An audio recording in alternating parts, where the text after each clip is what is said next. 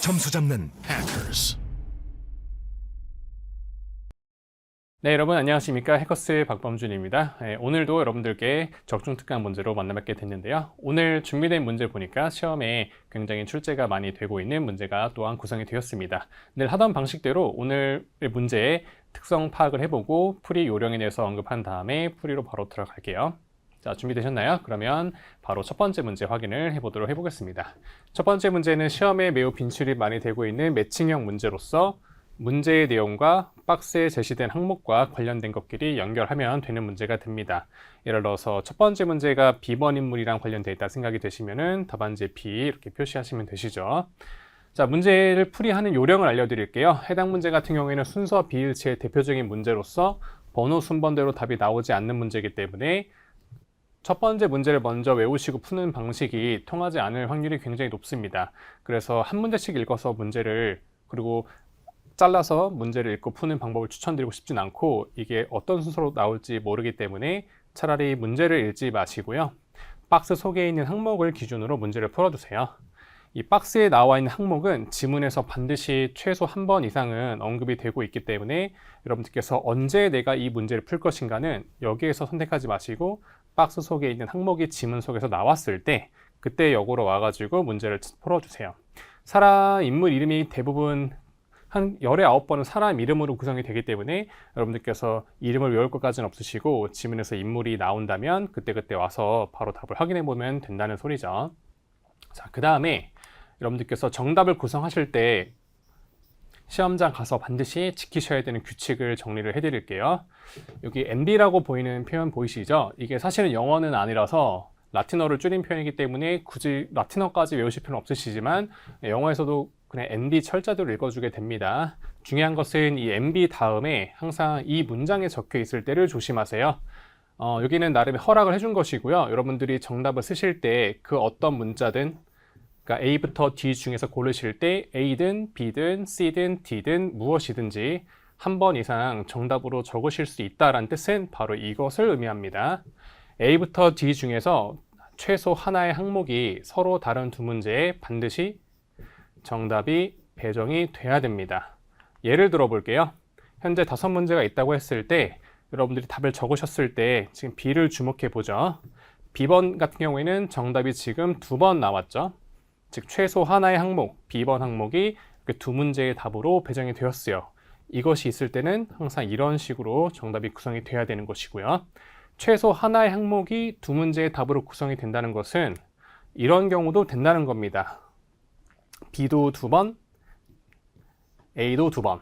그러니까 B도 2번, A도 2번. 이런 식으로 뭐 2개의 항목이 두 문제의 답이 배정이 될 수도 있는데 그것은 풀어봐야 알 수가 있고요. 어쨌든 최소 하나가 두 문제의 답이 반드시 나와야 된다는 것이죠. 자, 따라서 여러분들 정답 적으셨을 때 이 규칙을 잘 숙지하셔서 이게 있다면은 이런 식으로 두 문제에 대하여 답을 꼭 적어주시고 그럼 반대로 똑같은 문제이지만 이 MB로 시작하는 표현이 문제 속에 없다고 가정한다면은 두 문제의 답을 적으라고 한 것이 아니기 때문에 그럴 때는 반드시 정답을 한 번만 여러분들이 정답을 적으셔야 돼요. 2번 적는 경우가 나오지 않아요. 그래서 꼭 확인하세요. 이 MB 조건문이라는 것이 있는 경우인가 없는 경우인가. 자, 넘어갑니다. 그래서 결론은 매칭 문제 나오면 중복답 나오는 거 확인하시고 문제 읽지 마시고 박스 속에 있는 항목 보시고 지문 속에서 사람 이름이 언급이 되면은 푼다는 생각으로 바로 접근해 보죠. 두 번째 문제 보겠습니다. 두 번째 문제는 서머리 문제로서 시험에서는 겨우 결과적으로 100% 거의 출제가 되는 문제로서 굉장히 중요하죠. 이 문제는 사실 설명이 좀 복잡한데요. 핵심만 설명을 드릴게요. 해당 문제 같은 경우에는 지문에 있는 단어를 골라서 이 빈칸, 요약문 빈칸을 여러분들께서 주관식으로 채우시는 문제인데 문제를 접근하실 때 조금 복잡합니다. 서머리 문제 같은 경우에는 번호 순대로 답이 나오는 경우도 있고요. 번호 순으로 답이 나오지 않는 경우도 있습니다. 그런데 정리를 하자면 순서 일치로 나올 확률이 매우 높습니다. 한 80% 이상은 서머리는 일치형으로 나오기 때문에 풀기 전까지는 모른단 말이에요. 그래서 여러분들께서 기본 전제를 일치의 방점을 두고 일단 풀어두세요. 그러면 6번부터 10번 순으로 답이 나올 것이다.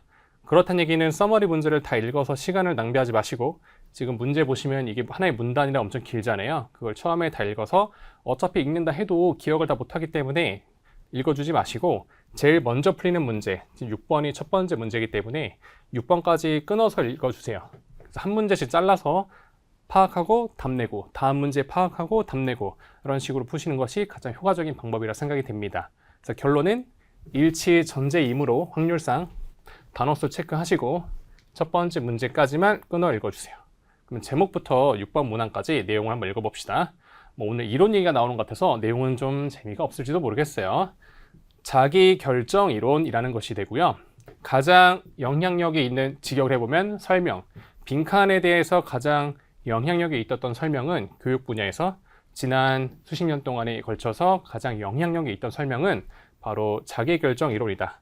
좀 더 쉽게 말하면 자기결정 이론이 교육 분야에서 빈칸을 설명할 때 가장 요약하자면 중요했더라. 이것이죠. 과연 이 이론은 어떤 거를 설명할 때 대단히 중요했던 것일까로 좀 압축을 해보죠. 지문 속에서 Self-Determination Theory 이것이 나오면 답을 한번 찾아보겠습니다. 자, 그럼 첫 번째 단락을 원래 읽으셔야 되는데 시간을 좀 아끼죠. 첫 번째 단락은 답이 아무것도 나오지 않았었기 때문에 과감하게 중략, 생략을 좀 하고요. 두 번째 단락으로부터 내용 파악을 해볼게요. 그런데 여러분 지금 이 지문이 두 가지 문제 유형으로 구성이 되어 있는데 하나 더 중요한 거 이 두 가지 문제를 따로 푸시면 안 되고 반드시 동시에 풀으셔야 됩니다. 첫 번째 유형이었던 매칭 문제에는 우리가 뭘 기억해야 되냐면은 근거는 사람 이름이 나왔을 때 그래서 이름이 나왔을 때 바로 풀어야 되고 그다음에 6번 문제는 지금 머릿속에 키워드가 있으셔야 돼요. 그 Self-Determination Theory라든지 Most Influential Explanation이라든지 지난 수십 년 동안이라든지 교육 분야에서 그래서 이제 그 키워드가 있는 상태에서 이 두 가지를 모두 감안해서 푸는 거예요. 사람 이름이 먼저 나오면은 매칭을 바로 푸시고요. 자기결정 이론이라는 거 나오면은 6번을 먼저 푸시고 왜냐면 어떤 순번대로 풀릴지 이 시험을 알 수가 없으니까 말이죠. 그러면 두 번째 단락부터 바로 해볼 건데 첫 번째 인물 보이시죠? 이것이 박스 속에 있었던 인물이었거든요. 그러니까 머릿속에서는 매칭 문제를 여기서 감안해서 읽어주셔야겠죠. 이 버나드 와이너라는 사람에 따르면은 이 사람이 바로 해당 이론을 만들었습니다. attribution이 단어가 좀 어렵더라고요. 여러분 귀인이라고 하는데요. 보통 우리가 A to B 패턴으로 영어에서 많이 써요. A를 B의 탓으로 보다. 한마디로 이제 원인 전가, 책임을 전가할 때 쓰는 단어예요. 쉽게 풀이해보죠. 그러면 원인 전가 이론이라고 좀 풀어 설명할게요. 원인 혹은 이유 전가 이론을 만들었습니다. 이 사람이. 뭐를 설명하기 위해서? 학생들의 동기부여를 설명하기 위해서 어떤 거에 대한 원인을 저쪽으로 돌린다라는 이론을 만들었다.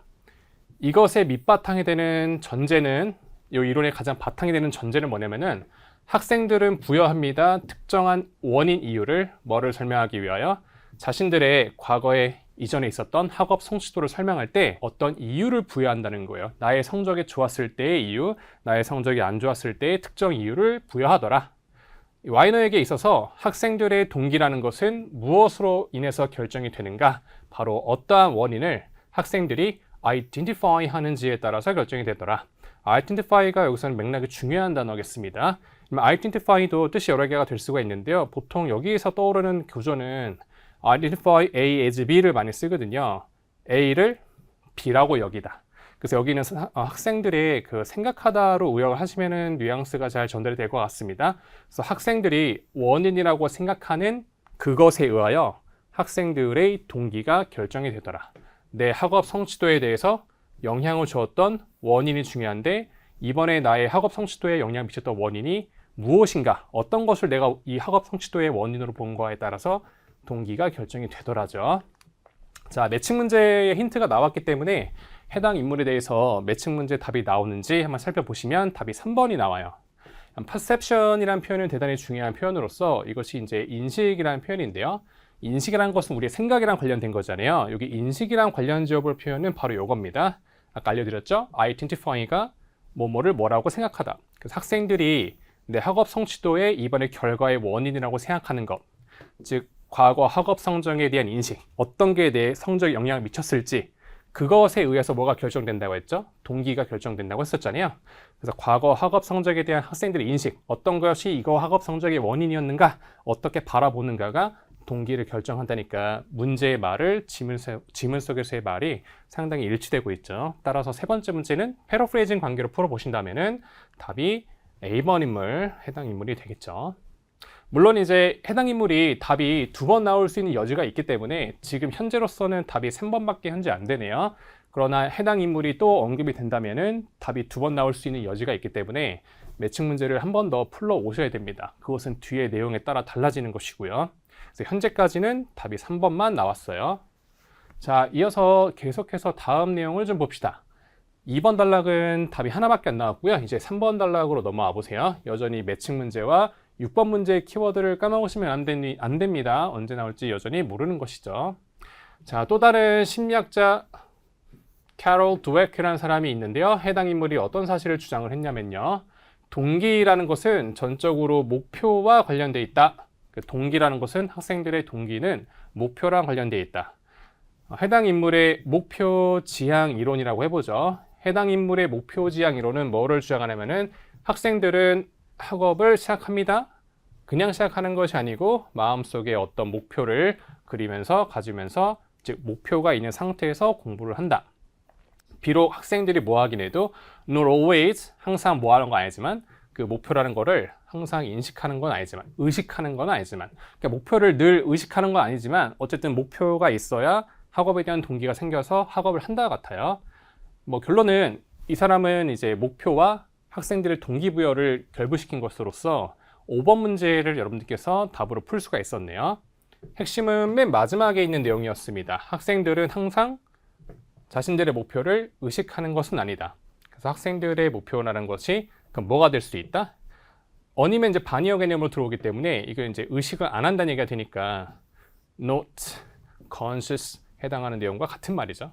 따라서 5번 정답 해당 인물 B번 답이 되겠습니다. 자, 마찬가지로 B번 인물도 정답이 2번이 될 수가 있는 여지가 있었기 때문에 꼼꼼하게 나머지 안 풀었던 5번까지 문제를 모두 확인해 보시면서 더블 체크 하셔야 되는데 나머지는 현재 답이 안 됐어요. 그래서 현재까지는 5번만 답이 B번으로 나옵니다.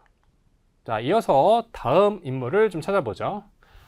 똑같이 이제 에임즈라는 인물을 보죠. 자, 캐럴 에임즈 해당 이 사람은 뭐를 알아내냐면은 학생들이 여기를 그걸 이용해 보죠. identify A as B. 그래서 이제 이거를 이렇게 보다. 그럼 학생은 학생인데 어떤 학생들이죠? identified mastery of contents as their goal. 자신들의 목표를 뭐로 보는 거예요? 좀 더 요약하면은 어떤 내용에 대한 마스터한다는 표현을 우리나라 말도 그냥 쓰죠. 마스터한다는 거는 뭔가를 완전 통달해 버리는 거. 어떤 학업 내용에 대해서 통달해 버리는 거를 그들 학습의 목표로 여기는 학생들은 훨씬 더 보다 더 동기부여가 되어 있었고요. 그리고 내용을 통달하는 것을 목표로 하는 학생들이 보다 더 선호했습니다. 무엇을? challenging work. challenging work 별표 한번 3개 달아보죠. 이 challenging이라는 표현은 IELTS 시험에서는 굉장히 단골되는 표현으로서 이게 한국식으로 도전하는 이런 것이 아니고요.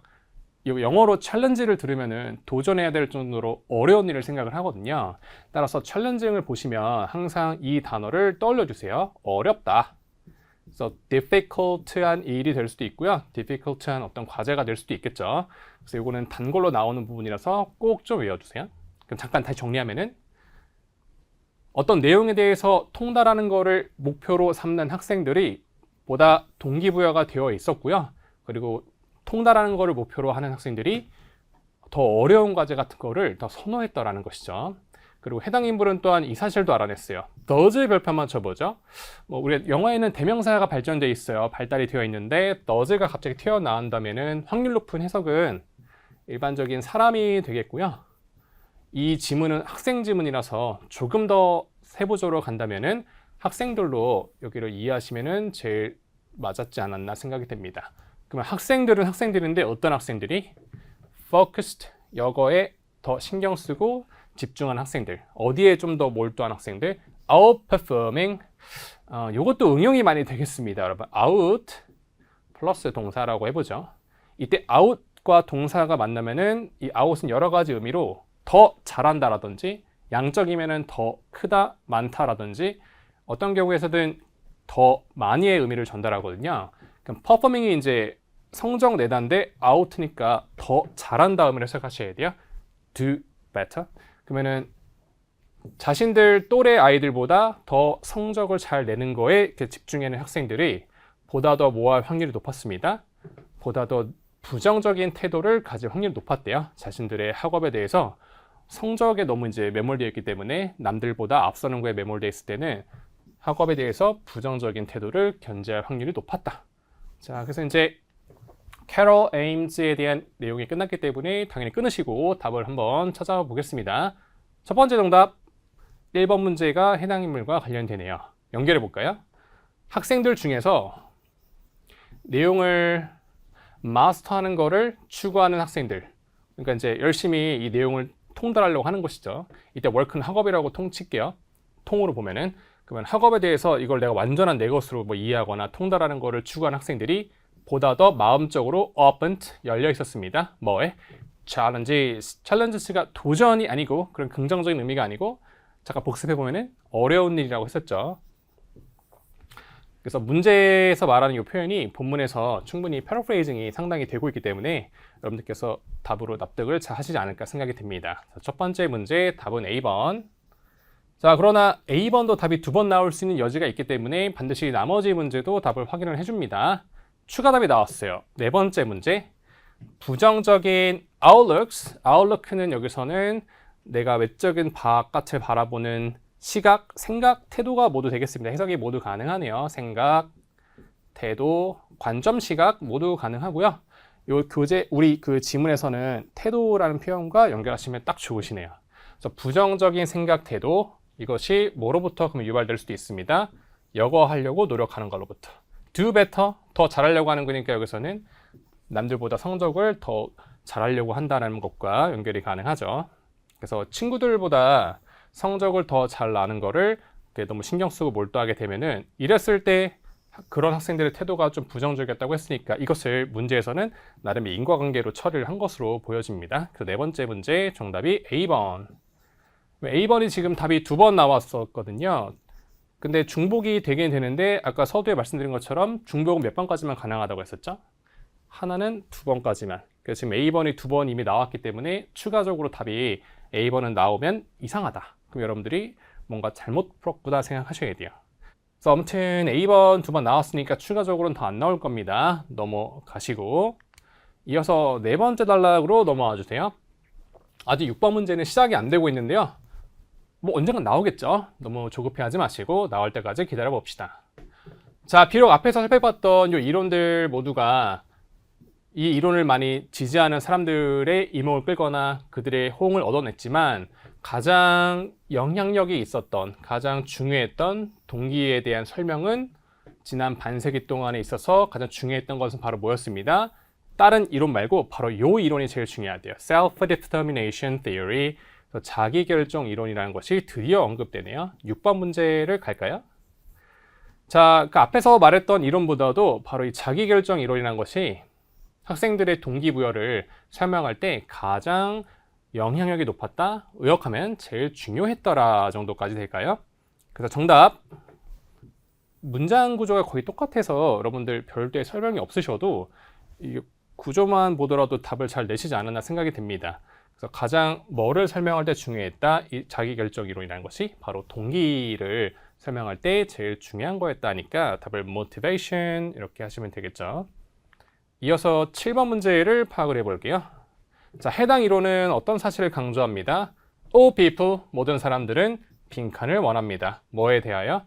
자신들의 삶에 대하여. 과연 모든 사람들은 우리 삶에, 그들의 삶에 무엇을 원하는가에 맞춰가지고 답을 한번 찾아봅시다. 바로 뒤를 좀 더 가죠. 자, 해당 이론은 뭐를 바탕으로 하고 있냐면 이 사실을 바탕으로 하고 있습니다. 모든 사람들은 추구합니다. 자기결정이라는 것을. 이것은 연속돼서 곧 뭐를 의미합니다. 사람들은 원합니다. 바로 control, 통제를 원한대요. 통제권 혹은 주도권, 뭐에 대해서? 자신들의 삶에 통제권을 원한다. 남이 시켜서 하는 게 아니라 이게 자기결정이니까 내가 결정해서 주도하는 삶이 되는 것이죠. 답은 여기서 내시면 되실 것 같습니다. 여기서 말한 they가 all people로 들어가고요. want 뒷자리를 물어본 거라서 직접 연결해 보시면은 여기도 문장 패턴이 거의 동일해서 여러분 정답 잘 이해되실 것 같거든요. 정답은 control이었죠. 이어서 8번 파악을 해볼게요. 자, 해당 이론에 따르면은 세 가지 숫자 힌트는 늘 좋습니다. 세 가지 심리적 빈칸들이 존재합니다.